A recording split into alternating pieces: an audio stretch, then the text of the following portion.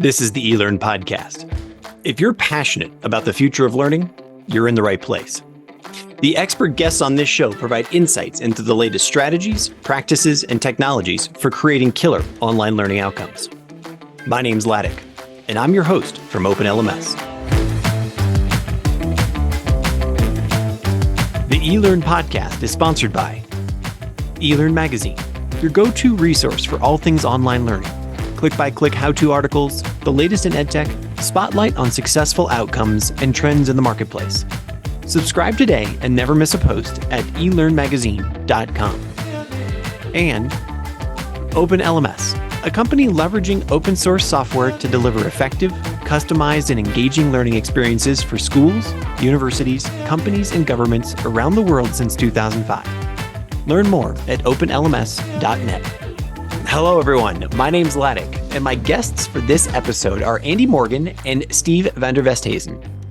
Andy is the EVP, head of edX Enterprise and Corporate Development, with an expertise in corporate finance and strategic business development, with a particular focus on EdTech and Media. Steve is the Senior Vice President, Strategy and Product Marketing for Enterprise at 2U. In this enterprise level conversation, Andy, Steve, and I discuss what exactly is edX Enterprise and its history and why it's important for executive education today. We then talk about what edX has learned about the different needs of different learners and how they're able to scale a bespoke solution like this that they're presenting right now. Then Andy and Steve talk about the challenges and pushback that they've received from the market around things like privacy issues or, putting cohorts together, and the conversations that they've had with business leaders about building out these enterprise level learning programs across the globe. Steve and Andy then revisit the fact that 60% of their existing edX learners and leaders, they're using their own money to buy these same types of courses, which allows people like Steve and Andy to understand how to tailor their programs to what each set of learners and cohort needs. We then end our conversation looking forward to with what Andy and Steve are most excited about and the growth of the organization. And remember, we record this podcast live so that we can interact with you, our listeners, in real time. So if you'd like to join the fun every week on LinkedIn, on Facebook, or on YouTube, just come over to elearnmagazine.com and subscribe. Now, I give you Andy and Steve. Hello, everyone. Welcome to the eLearn podcast. My name is Ladek, as you have heard, but this show is not about me. I'm very excited to have my two guests today. It's always a treat when I get to have more than one person on the show, especially when they're in we're literally on three completely different points of the globe, showing my age, because that still makes me really, really excited. I'm going to start with Steve van der Westhuizen. Did I get close? Ladek is not bad. It's not bad. Westhuizen. Gosh darn it. South African name. I can't do it. Say your family name for me. Van der Westhuizen. Van der Westhuizen. Steve van der Westhuizen. And Andy Morgan, a slightly easier name for me to say. Gentlemen, how about you guys both introduce yourselves to everyone out there? Let's start with Steve, and then I'll go to Andy. So I'm the SVP of Strategy and Product Marketing at edX2U. I've been with the business for around about 7.5 years. Started initially in the executive education part of the business, where my role was essentially to build out the portfolio of programs that we put together, working with some great universities, and then shifted earlier this year into kind of the enterprise part of the business, working alongside Andy, focusing on the solutions that we're going to sell, how we're going to package them, how we're going to talk about them. And then before that, I spent 7 years at Skillsoft in London. And way before that, I have a background in organizational psychology and just had this massive passion for careers and the intersection of people and business. And that's kind of been the journey so far. Fantastic. Thanks. Andy, what about you? Thanks, Ladek, and thanks for having us on. So, Andy Morgan, I lead our enterprise business here at edX. Our enterprise business is how we sell our products to any organization, a company, a government, federal, national, local, around the world, how we build programs to upskill and reskill their constituents or employees. I've been in EdTech or call it post-secondary education related fields for close to 15 years now. I've been at 2U for 6 years. Prior to this year, I spent most of that time leading our corporate development and strategy efforts, both that includes some M&A we did along the way, which we'll talk about in a second, as well as how we built the business we built. Prior to that, worked for another strategic company, Pearson, in a variety of roles. And before that, way back when, I was a consultant looking at this space on behalf of a number of investors. So I've been in and around this field for 15 or so years, and excited to be here today to talk to you about what we've learned. Nice. And I said we were in 3 different points of the world. Where do we find you sitting?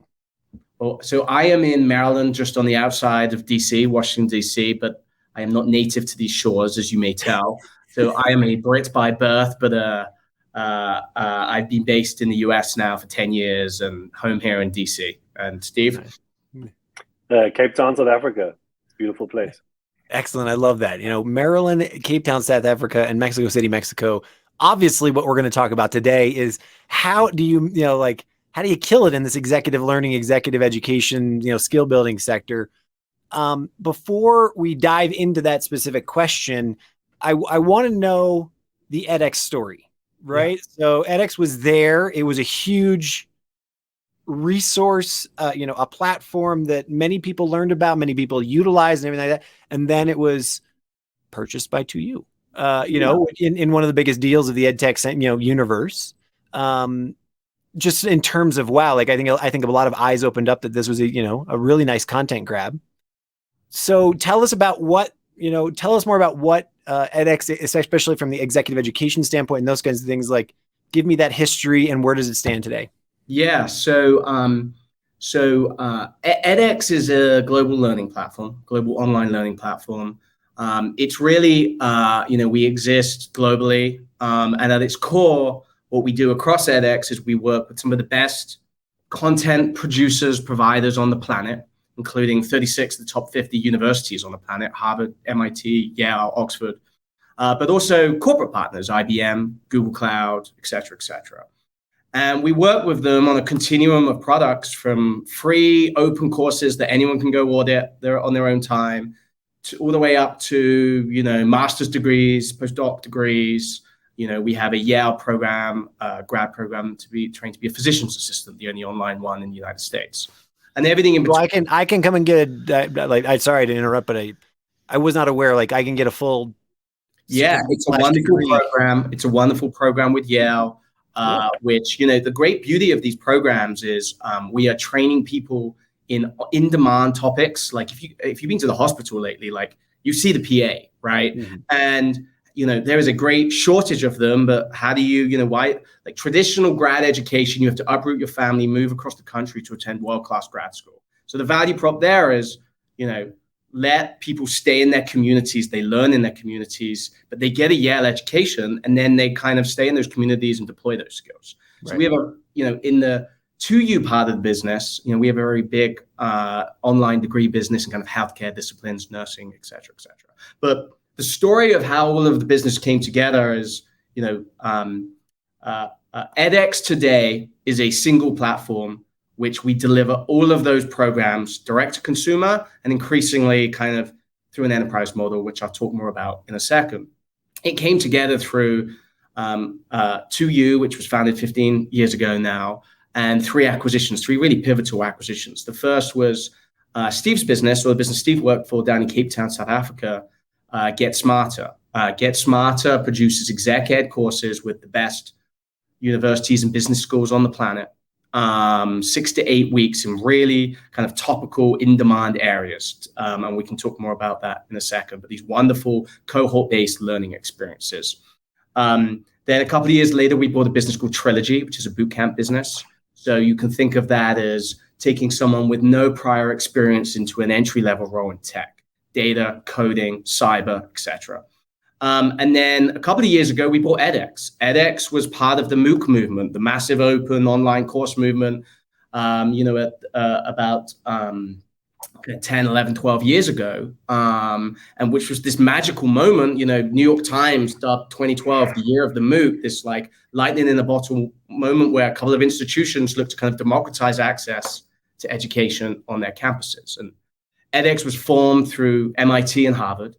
And a couple of years ago, we brought it into 2U after a lot of conversations with Anant Agarwal, the founder of edX, who's an MIT professor. And since then, we've almost like reanimated the whole of 2U into edX, right? So edX is now our platform. It allows us to go direct to consumer globally. 2U and edX has basically been, for most of its existence, a B2C company. We have been selling directly to consumer. That's relevant for what we're going to talk about in a second. But more recently, we're using edX as our platform to build solutions that drive really great upskilling and reskilling programs for organizations, companies. So for somebody who's listening right now, especially myself, help me understand why you are making the distinction between the edX platform and then how 2U delivers. Like, are they not one and the same? Do they follow very, very different pathways, or like, does it just look and taste and smell totally different? Or so I'm giving you the history of how the company came together. We operate now exclusively as edX. So like edX is the window into the whole company, right? Okay. So you buy edX now if you're a consumer, you buy edX if you're an enterprise customer. We then deliver through everything that made 2U wonderful and great, including our services, the support, the tech stack that delivers really great, impactful learning experiences at scale. So edX is, 2U and Trilogy and Get Smarter. That is like the legacy, kind of how the businesses came together. Today we operate and go to market as edX. Okay, fantastic. Steve, anything to add to that history or that amalgamation?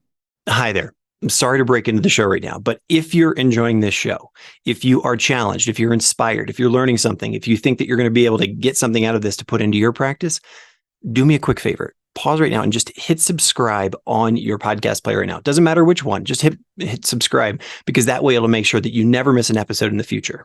Thanks. Now back to the show.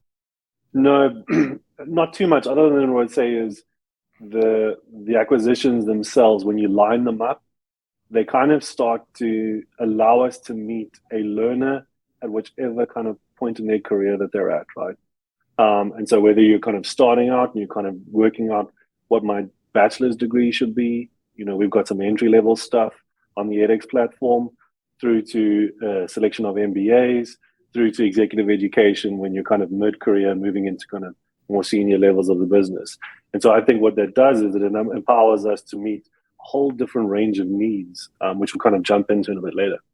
Okay. I mean, I think that's actually a really, a fine segue there. Is like, so what have you learned as edX about the different needs of different learners across their career path? I feel like that's, forgive me if I'm wrong. I was looking through the presentation you gave at ATD, prior to our conversation here. And like, that was one of the key slides. Like, these learners obviously need different things and they make different choices.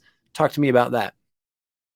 Yeah, sure. So, what I would say is we have been working with our partners to take fantastic programs to learners, meeting the learner where they are for 15 years now.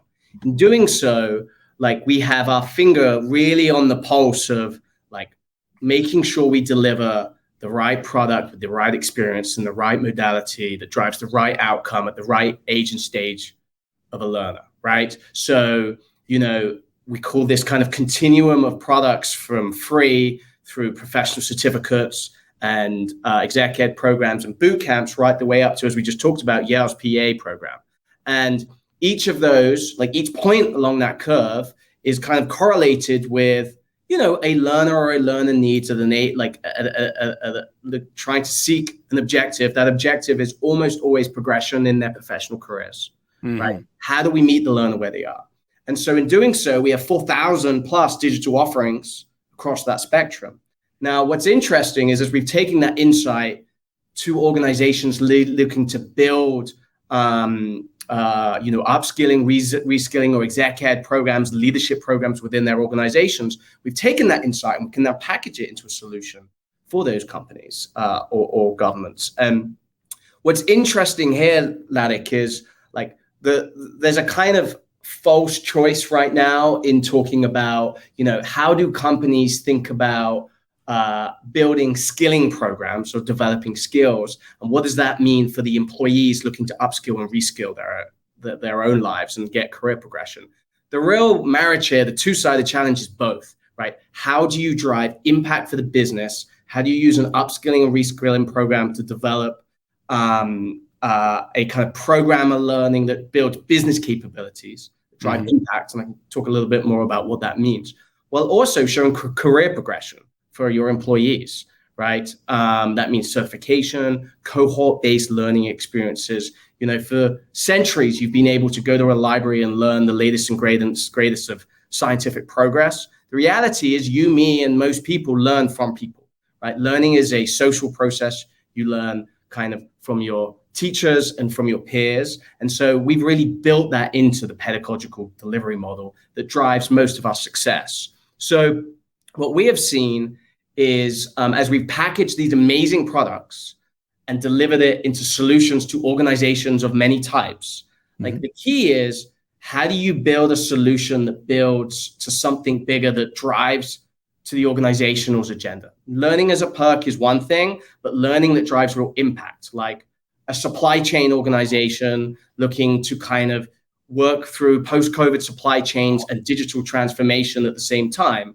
or a consulting company looking to upskill, you know, all of their consultants in the latest in sustainability and ESG investing so they can best advise their clients. How do you build a program of learning that ladders to an organizational goal, while also along the way giving each of the individuals a fantastic learning experience and a credential from one of the best universities or institutions on the planet that they can take with them in their own career progression?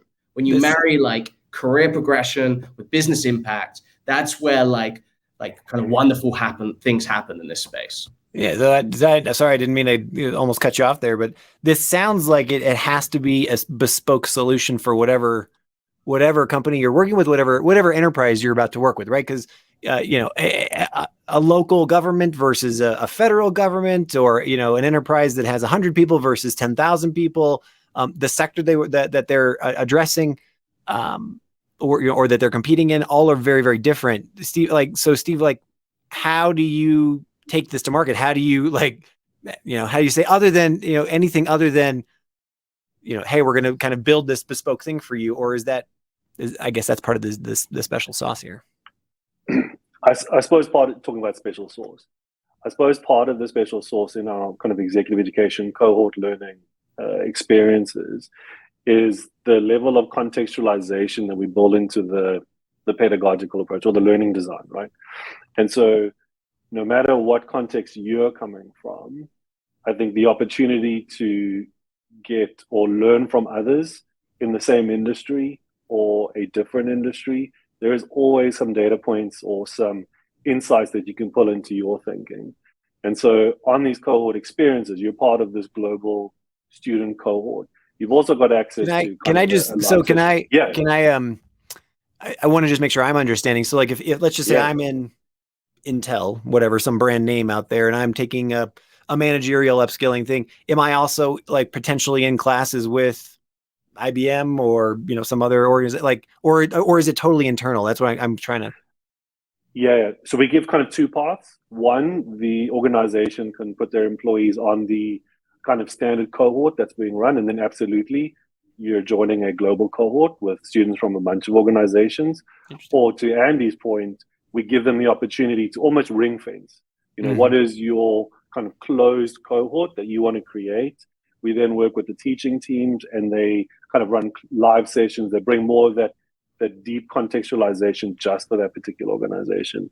But I think you'll be surprised at how much students value that kind of global networking experience, the richness that they have being able to learn from others.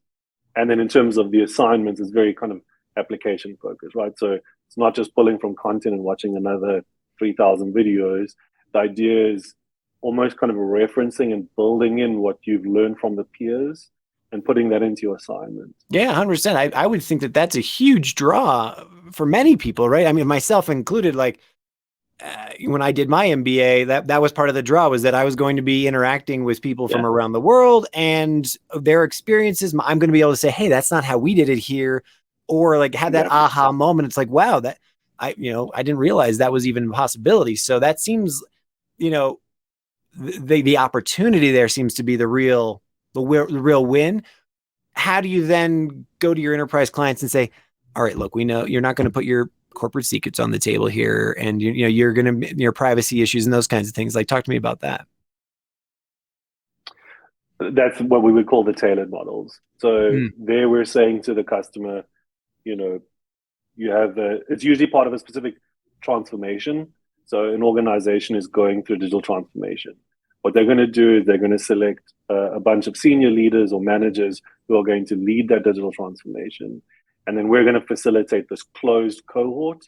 We'll have our learning design team meet with their L&D stakeholder. We've got faculty or the teaching teams from the course in. And then we're having a conversation to essentially just tailor, not customize. We kind of try and avoid the custom space. But we're trying to kind of tailor that cohort to meet that specific needs of that business themselves. So we're trying to give both opportunities, right? And we think, just to add to that, Steve, because you're kind of right to tease on this. So at the extreme end of the spectrum, you have kind of completely non-configured, non-custom, on-demand learning, maybe easy to deliver, but not driving as much value, right? Mm-hmm. At the other end of the spectrum, you have complete custom, kind of human beings creating this from scratch. We think we've found the magic in the middle, where we're taking kind of content and programs that are wildly successful from consumers self-funding themselves, right? We have 60% of the Fortune 500, employees from 60% of them are taking our exec ed courses, self-funding, and out of the, paying with their own dollars and their own time to take these programs. So we have these wonderful programs. We're able to deliver them as a leadership program, or if there's a functional skill set that they're looking to cultivate in supply chain or AI, and then tailor them in these kind of closed cohorts, which contextualize this learning experience within the context of the organization. So we have a large mining corporation took one of our I think it's one of our Oxford programs, where these live sessions towards the end, the chair and the CEO would turn up to contextualize what's happened, what they've learned on this 8-week journey together, and how that applies to the business challenges. Then where that drives impact is you don't just have one person going back to the company, but you have your entire leadership group going back with the same concepts and the same principles that they can apply in their day-to-day jobs. So what are the as with so many of these conversations I have on the podcast, it sounds like a slam dunk, right? It's a no-brainer. You can tailor something that is not only valuable for my business, but ties to our KPIs and then it's like the leadership, so that's going to trickle down through their teams, et cetera, et cetera. What are the challenges? What are the pushbacks? What are the things that you're seeing when you're going out to market? And is it not the right content? Is our executives don't have the time, even though you're saying they're buying these courses with their own money? What are the challenges? Yeah, I think the biggest challenge companies have in this space today is they have a kind of disparate approach to learning and development across the organizations, right? Mm-hmm. So they may work with 6 different vendors. They may, for it to be effective, it has to work in Workday, or it has to work in Cornerstone, or it has to work in any other LMS experience. And in doing so, they're time constrained as well as budget constrained, and they're just not able to curate the kind of program across the organization that they would like. Mm-hmm. So, that's one of the things we try to solve on behalf of our clients is, so yes, we integrate with all the major corporate LMSs and LXPs. We also have our own admin experience that helps take that burden, off the business leader or the L&D leader looking to build these experiences. And we have a team, led by Steve's team, that help, curate a program across an organization. So the first thing we do is we listen. What are you trying to achieve? Mm-hmm. It's a leadership program. Are you looking to cultivate technical skills? Are you looking to upskill your organization generally in artificial intelligence, whether that's training your tech team or your engineers in generative AI concepts, or your leadership team and how to think about applying AI in your business? What is the goal? What are the skills you're looking to create? And then from there, we have a lot of experience in doing this multiple times to curate that experience across the relevant populations and deliver it in one place to manage it, one place to assign and track learning, one place to manage budgets and deliver, and then like assess impact and come back in one place. Steve, I don't know if you would agree or anything to add to that. Yeah, I agree. Definitely on the time element. As you can imagine, any time is kind of almost too much time in respect to the learning. Why is that? I pose it to you. Two, learning professionals, between you, 40 years of experience, this, and again, this is a question or a conversation I have on this podcast regularly where it's just like, we know learning is so important, and yet, it's all like, it should have been done yesterday. Yeah. Or you have three. Yeah. Anyway, no. Do you know what's funny about this? Is I text Steve this morning. I'm going through Oxford leadership program right now, and I missed my assignment. I had to ask for a deadline extension today. So like, time is a ruthless commodity. And in fact, one of the things we do in our tailor programs is we adapt the intensity, right? Like you push out, like rather than a 6-week program, you make it a 12-week program. Maybe you drop the other assignment without reducing the integrity of the overall program. But like, your like time is a it's the resource. Yeah, it's the resource, man. Yeah.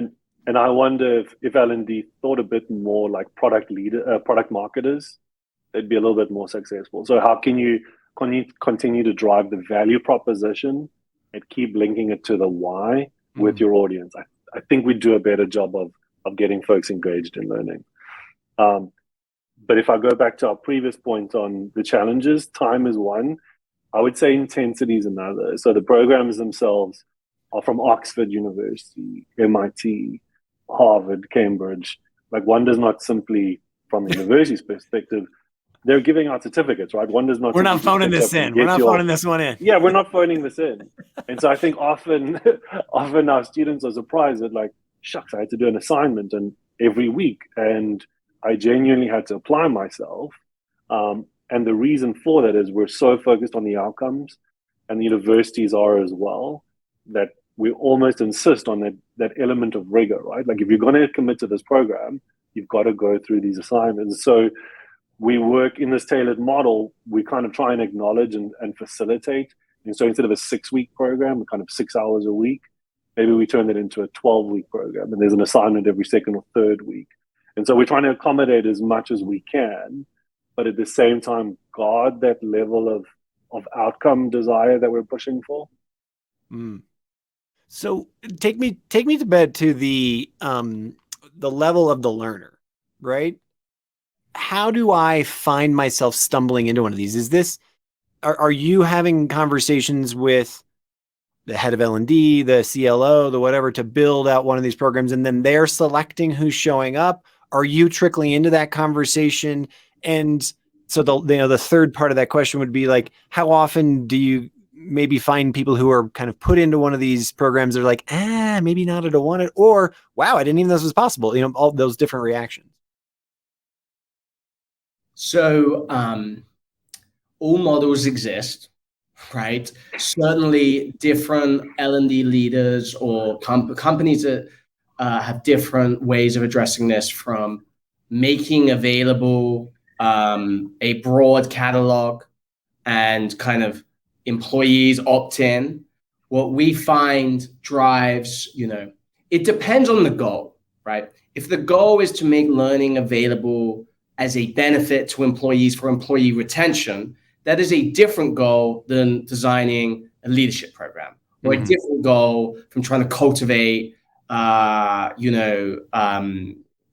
common capabilities or parlance or framework in supply chain, or understanding the implications of, sustainability in the supply chain, right? So depending on the goal of the leader, like the more bespoke the goal, right, the more I think it tends to be a more successful program if there's a little bit more kind of, top-down curation and therefore assignment, like you can do X, Y, or Z, rather than throwing over the transom 3,000 courses.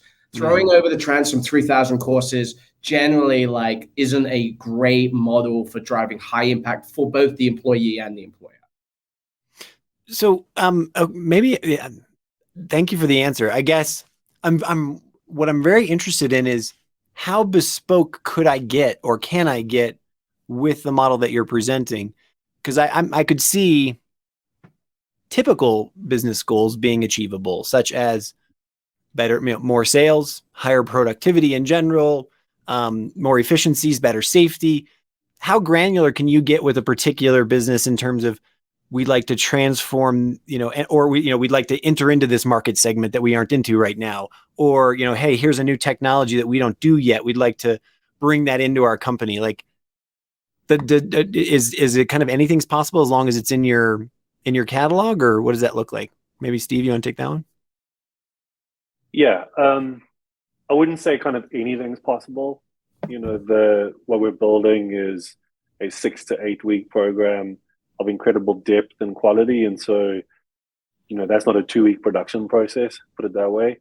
And so I think for us, we try and kind of balance that out. I'm trying to think. I think where we see the most demand in terms of the need that we get is in some of the things that are really disruptive. As I said earlier, some of the things that are very transformational. And so I'll give you some insight. Sustainability is kind of our biggest vertical. And so while we're not going to go into the absolute details and minutiae of how an organization, their specific definition of sustainability and their particular goals around that, I think what we're providing is the underpinning foundations of knowledge from these fantastic faculty members and experts in order to equip them to carry out what they need to achieve their transformation. So I think that the approach we take when we're building our content is like, what are the most important, critical, disruptive elements that are affecting business today? And so, that's how we built our business in some respect, because we've been a consumer business, right? We had to survive to make sure every program we launched had demand, that it was a skill that was needed and was going to be needed today and tomorrow. And so sustainability, AI, blockchain, digital transformation, those are the programs we built and built great depth into them.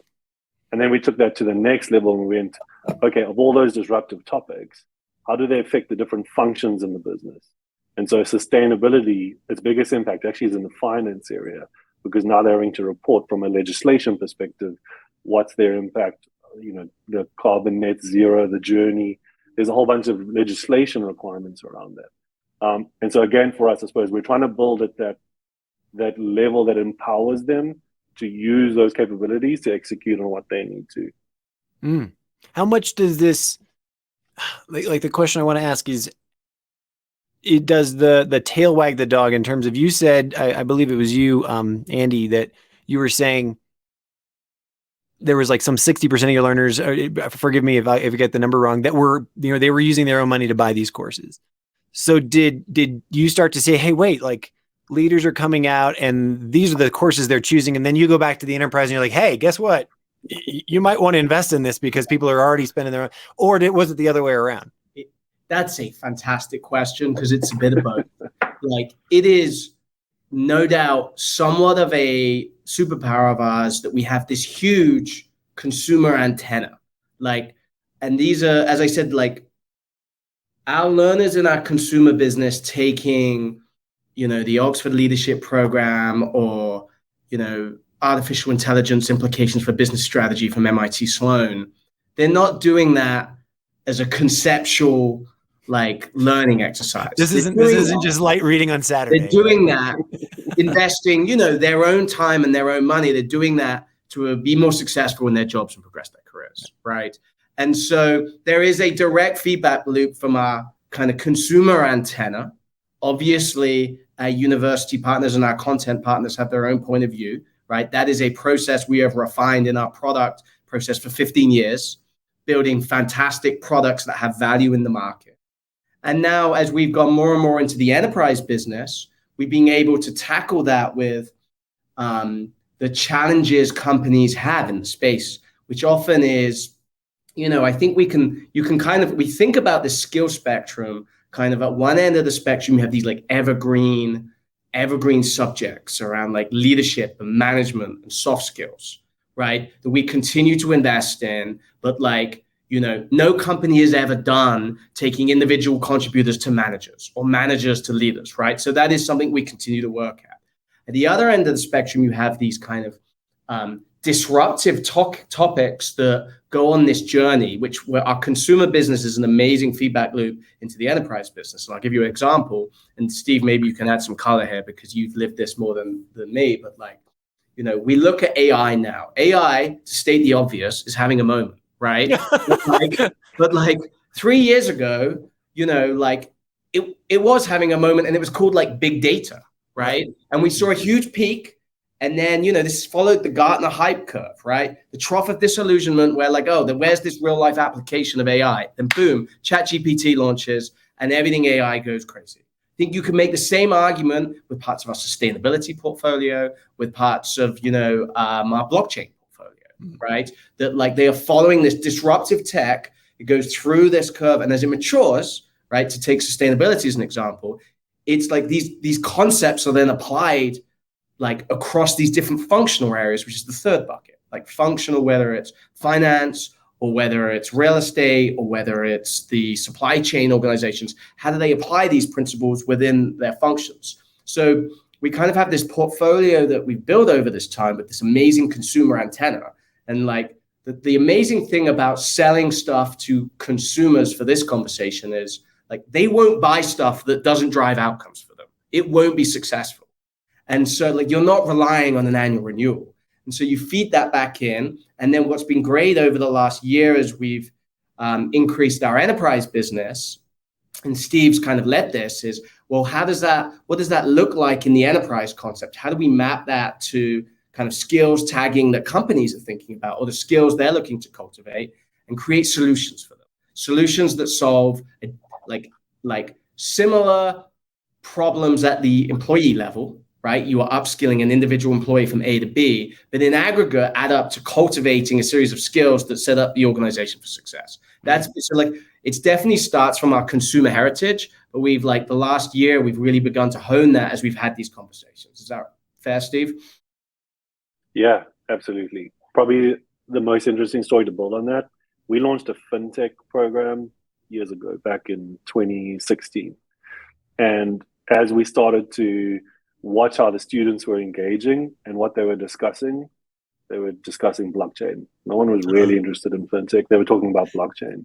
And so we built blockchain programs, and they did incredibly well. And then when we started to dig into, okay, what are they discussing in the blockchain program? They were discussing cryptocurrency, because we're now back in 2018. And so the interesting thing is that the enrollments followed the Bitcoin price, which is incredibly frustrating on the one hand. But it's also, to Andy's point, a sense of maturity in that blockchain as a technology hasn't yet reached a mainstream adoption like AI did in January this year, right? And so it's an incredible lens that we take to all of this stuff, where consumers are actually showing you the way, and they're giving you these signals on when are these technologies going to really impact the businesses that they live in. Wow. So, gentlemen, as always happens here on this podcast, we've been here for 36 minutes, and I feel like we're just getting started. But let me ask you this: what's next? You've got this consumer lens that's feeding your enterprise programs. You have, either a bespoke or not program that you can offer to governments and companies. What's the next move? What's the next level? And what are you most excited about? Continuing to build out this enterprise business that you have. Steve, I think you should take Ladek through Academy. Yeah. I was going to. Definitely the plan. So I think for us, Ladek, we see the opportunity around cohort learning leverages what we refer to as a people premium, right? This opportunity to connect with others. And so we've been thinking a lot around academies in two kind of phases. One, an academy that essentially serves an entire organization. So can you use the executive education for your senior leaders, and then have a self-paced program that meets the rest of the organization? To Andy's example earlier, that everyone has a shared language and understanding. That's first phase, and we're super excited about that. But I think the bigger prize for us is can we build a executive education academy that starts to leverage additional modalities of human connection? And so can we start to build coaching within this experience? Can we extend the cohort experience to a 6-month program that has executive coaching built in? And we've been talking with our university partners who are incredibly excited about this, but can we build some level of assessments? And what I mean by that is, if you're going to have a leadership program, some kind of psychometric assessment in. And so at the start of the program, you're going to understand, what is my leadership style? Where are the areas I'm strong in? What I need to focus on and develop? You're going to go through that with a coach. You're going to get onto your cohort program, your 6 weeks with the rest of the leadership team in your kind of organization. And you're going to go through this together, but we're taking that human connection and experience to the next level. And so we're pretty excited about that. We're starting to build that out, to have the conversations. We're doing whiteboards. We're looking forward to it. Yeah, I wish I could read what's on that whiteboard back there. Anyway, no, I'm sure someone will zoom in. Is there any? Maybe it already exists as a part of it. Is there an actual physical presence opportunity within these cohorts? Like, I could see it in a company. That seems pretty realistic, but what about me and the more general global cohorts? Like, could you see like a 6-month program where there's like a capstone or a moment where the humans actually gather in one place? Yeah. The logistics behind that kind of maybe are incredible, but yeah, it's interesting. We dabbled with it, and I think you'll find there'll be a percentage of learners who are incredibly excited about that. The main thing is to be able to get on campus. So a couple of our university partners on the consumer side have past student get-togethers on an annual basis, like a cheese and wine evening where they're engaging with faculty on campus. You can imagine the opportunity to go to Oxford or London School of Economics. It's incredibly attractive. But you are right, like the idea of coming together at the end of this online cohort experience and getting in person, and even having the faculty member you've been walking the journey with as well. Again, it's something we're working on and thinking about. But at the same time, part of the appeal, and this is interesting when we talk to organizations, part of the appeal with the online element is that it's equitable, in that we're dealing with multinational organizations with leaders all across the globe. They love the idea that everyone has the same level of quality of experience, and that there's not an exclusiveness to it. So it's a tricky one. Yeah, just to add to that, Steve, like one of the principles of 2U and edX over 15 years has been, the education is to be blended and connected. And like we've actually been able to work out how in an online modality you build community, right? Like, we run an MBA program at UNC Chapel Hill. You're not just doing an online MBA program. One, they have immersions on campus, and two, like it builds community. People associate with being a Tar Heel, right? Like that's part of the premise of 2U and how we built all of the programs that Steve's talking about. I think when you apply this into what we're talking about, like exec ed programs, like obviously economics has to come in, right? Like, we are like looking to find ways where we can build the same quality and engagement and level of connection between everyone, right? Without physically taking everyone to MIT for 3 weeks and $50,000, right? And like, are there ways you can do those immersions within the company on campus? Yes, but like we've proven for 15 years now that you can build that community in an online and connected way through the kind of modalities and the cohort-based learning and the support structures that we put in place. Interesting. Yeah, I also love just, the juxtaposition between, the value in the content needs to have an egalitarian nature, right? Everyone needs to have access to it. Maybe there's some other experiences that then become special to the cohort, right? Or special to the company. Then that becomes the added incentive, or, hey, here's this special thing. Like if you young leader or you, mid-career person, if you go through this and do this, the knowledge is important, but everybody has access to it, could have access to knowledge. It's maybe there's some extra piece there that becomes the incentive structure. Final question for you both. What do you, and how do you work with your enterprises, and how do you work with these programs to ultimately come back and say, hey, look, it worked, hey, this, here's, we've done 5 cohorts, and, here's how they had impact in your business, or are you responsible for that, or is that the CLO's job?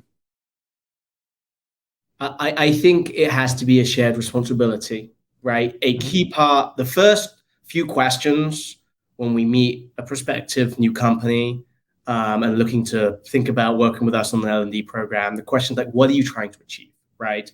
So there are a couple of frames we always go through to try and diagnose that. One, like, is this a program for leadership? Is this a program for kind of the management layer?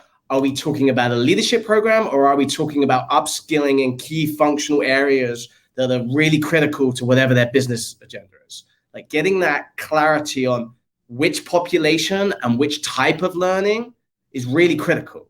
The second piece is then like tied into that is, well, which part of our 4,000 programs is relevant here? Mm-hmm. And so, the first piece of Steve's Academy question there is we have 8 off-the-shelf academies, right? Leadership, management, soft skills, AI, supply chain, tech skills, and a few others that we've already curated, like the best courses that we found from our experiences, enterprise and consumer-wise, that work in an on-demand setting and a cohort-based exec ed type experience that like tend to work off the shelf for 80% of the kind of jobs to be done.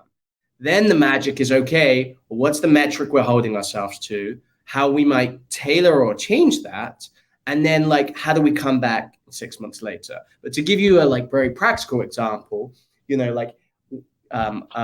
sometimes many of our clients are actually looking to, retain frontline employees for longer while training them for their next job, right?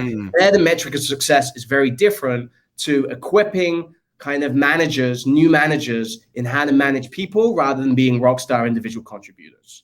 So like being really crisp up front, I think that is a shared responsibility between us and the CLO and the leadership team. And then it's on us to curate the right experience, measure that. We have all the data on the back end of student progression, outcomes, etc. Marry that with some business context, and every 6 months or 12 months, have a look back and say, did we succeed? Did we succeed together? And recalibrate accordingly. Steve, anything you want to add to that?